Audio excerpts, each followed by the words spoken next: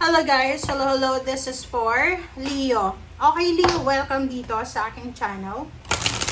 Kapalaran 888, welcome guys. Leo.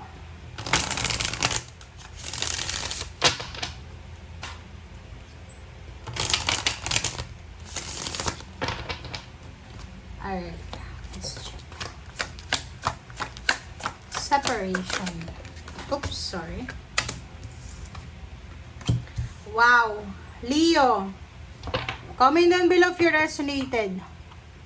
Meron ditong Leo na posibleng kayo ay maghihiwalay ng iyong asawa. If you are married or if you are in a relationship, may kalibin kayo. Posibleng kayong dalawa ay pwedeng mag-away kayo. Pwedeng mag-away kayo or hindi na kayo nagkakasundo. So, magde-decide siguro kayo together, kayong dalawa. This is a parang conjugal agreement na maghihiwalay na kayo. Okay, so sabi ng baraha dito, sinasabi na maybe there's a separation, there's an ending ng relationship or partnership collaboration with someone. Posible din na may kaso ka, so you need to be careful. Pwedeng magkakaroon ka ng kaaway, or pwedeng pagbibintangan ka, or pagbibintangan mo yun, na pwedeng mauwi kayo sa huwes, diba? Sa judge, sa abogado, parang ganun. So, you need to be careful. Careful kayo dito kasi pwedeng yun. Huwag masyadong mainitin ng ulo, kasi pwedeng magkaroon ka. Sa mga babaeng Leo or lalaki dyan, iwasan nyo to kasi pwedeng yun, magkaroon kayo ng kaaway, magkaroon kayo ng kasagutan na pwedeng mauwi sa mga legal na paraan. Okay?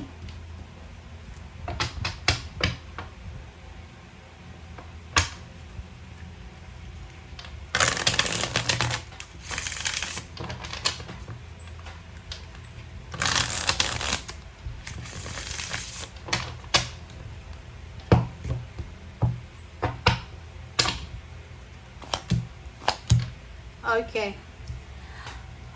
So nakikita ko sir dito yon. Dito sa isang bara, sinasabi na pwedeng may hiwalayan na mangyayari sa mag-asawa, boyfriend, girlfriend, magka-live-in partner.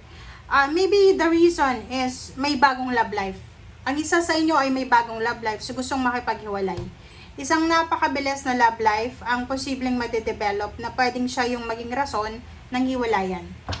Okay, please comment down below if you resonated. Okay, next is Nine of Pentacles, Nine of Swords, and King of Pentacles. Ang ganda na ito.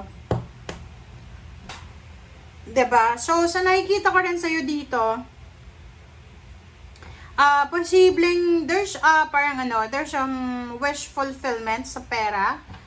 May mga good news regarding sa lapi or sa mga pangarap niyo Leo sa pera. And kung ano man tong kino-contemplate mo, kumbaga, marami ka, Leo, na iniisip about sa pera. Marami kang pinoproblema. Sabihin na natin, namumroblema ka sa pera. But, sabi ng magician dito, huwag kang mag-alala. Kasi, there's parang there's an unexpected twist na mangyayari, lalo na sa kaperahan nyo. Sa nakikita ko sa'yo dito, sinasabi ng barahan na importante sa inyo ang mga Earth signs, Virgo, Capricorn, and Taurus. Sila yung mga zodiac signs na pwedeng maging katuparan ng pangarap mo. Sila yung magiging solusyon para sa mga problema mo sa lapi, Leo. Okay? Ang iba din sa inyo dito, maybe you are collaborating with someone na like magbe-business kayo together. You're planning something together para kumita ng maraming pera. Parang ganun. Please comment down below if you resonated.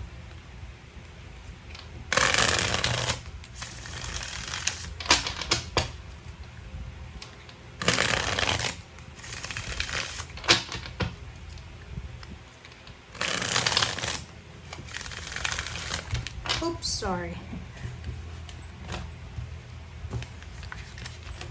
Ano ba yan?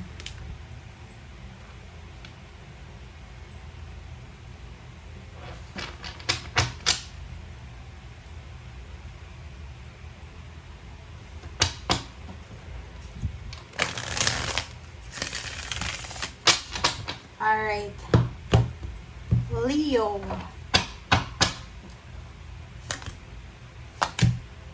Oh, dalawa yung magician mo talaga. Oh. Napakabilis. Mala magic. Maraming magic na mangyayari sa buhay mo, Leo. Napakabilis na love life, napakabilis na hiwalayan, napakabilis na pagpasok ng pera, napakabilis na business collaboration. Basta mabilis to, napakabilis. Sobrang bilis ng takbo ng mga pangyayari sa buhay mo.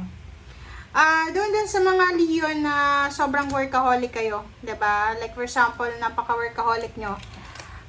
Sinasabi ng barasa nyo dito, kung marami kang pinapasan sa buhay, there's someone here na posibleng makakatulong sa'yo. So, tutulungan ka niya kung pera yung kailangan mo, tutulungan ka niya na magkaroon ng pera. Kung halimbawa na emotional support ang kailangan mo, tutulungan ka din niya. But you need to be careful, Leo. You need to be careful kasi yung pagbabago na gusto mong mangyari sa buhay mo, yung pinaplano mo, Leo, may isang tao ka or maraming tao ka na parang masasaktan. Okay? Pwedeng masasaktan mo yung ego nila or yung puso nila, yung damdamin nila. So, sa nakikita ko sa'yo dito, kailangan mo munang ayusin. Like, eto, if you're married, if you're in a relationship, gusto mong may bago ka na, gusto mo nang magkaroon ng bagong love life, makipaghiwalay ka ng maayos. Okay? Sa asawa mo, sa boyfriend, girlfriend, or sa kalibin partner. Mag-usap kayo. And then, sinasabi ng bara sa'yo dito, about sa pera, wag tayong magpapaniwala sa mga magic. Okay, there's a two magician here, pero wag kang magpapanimula na yung 1,000 mo magiging 10,000. Yung 10,000 mo magiging 1 million or 100,000. So, you need to be careful. Mas okay na maghintay ka ng matagal kaysa maniwala ka sa mga scam na yan. Okay? Sabi ng baraha sa'yo dito, may mga spending habits ka, money habits ka, Leo, na kailangan mong ayusin. Okay? Kailangan mo daw mag-save ng pera. Kailangan mong ayusin yung pagmamanage, paghawak mo ng pera. Yun yung dapat mong aralin. Hindi ka dapat naniniwala sa mga sugal, sabong, mga bisyo na yan. Okay? And yung pagtitake ng risk daw, kailangan din pag-aralan. Kasi hindi lahat ng mga ginagawa nyo ay dala ng kung ano man, kundi minsan aggressive lang kayo. Yun, iwasan natin yung pagiging aggressive. Sa love life to, pwedeng ikaw ba to, Leo? Kasi yun, posibleng magkahiwalay ang mag-asawa na to, mag-boyfriend, girlfriend, mag-away sila kasi may isa dito na nanloloko. Okay, may cheater dito sa couple na to. Baka ikaw yan, may nagugustuhan ka ba? Or yung asawa mo, yung person mo, or kung sino man yan. So, basta may couple dito na yung isa sa inyo dito ay hindi faithful. Okay? Thank you, guys. Bye!